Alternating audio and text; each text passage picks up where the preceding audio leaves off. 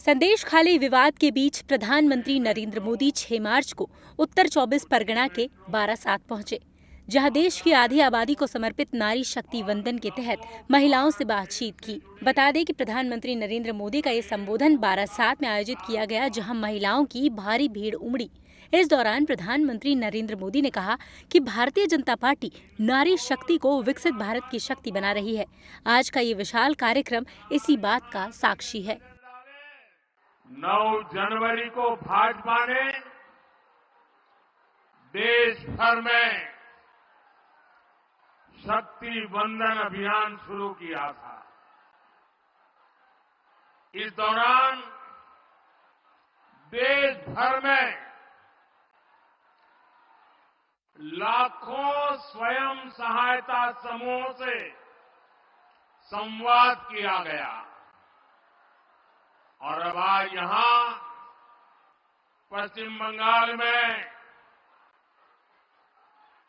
स्वयं सहायता समूह से जुड़ी बहनों का इतना विराट सम्मेलन हो रहा है। मुझे पता है कि इतना बड़ा राष्ट्रीय स्तर का कार्यक्रम ऑर्गेनाइज करना हो, देश भर में 19-20 हजार स्थानों पर महिला समूह बैठ करके इस कार्यक्रम में जुड़े हो, ये हिंदुस्तान के सार्वजनिक जीवन की सबसे बड़ी घटना है।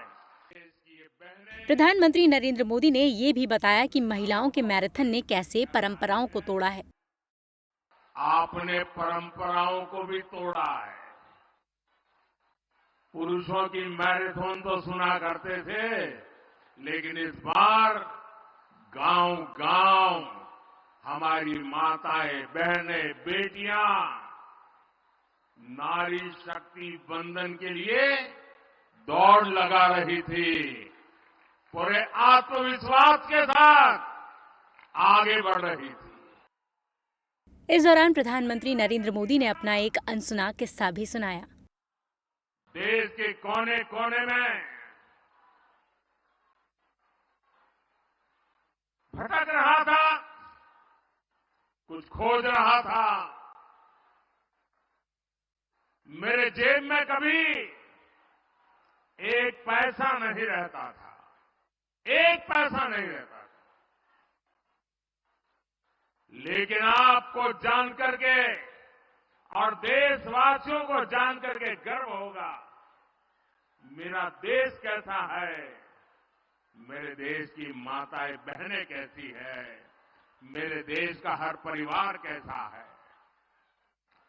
जेब में एक पैसा नहीं होता था, न भाषा जानता था, कंधे पर एक झोला लटकता था और मैं देखता था कोई न कोई परिवार, कोई न माँ बाप, कोई बहन, पता नहीं क्या कारण, वो मुझे पूछ लेते थे कि भाई बेटे कुछ खाना वाना खाए हो कि नहीं खाए हो।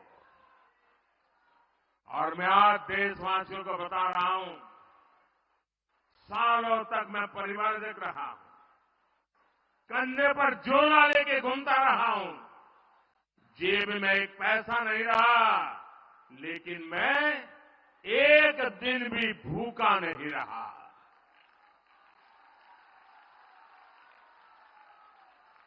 और इसलिए मैं कहता हूं,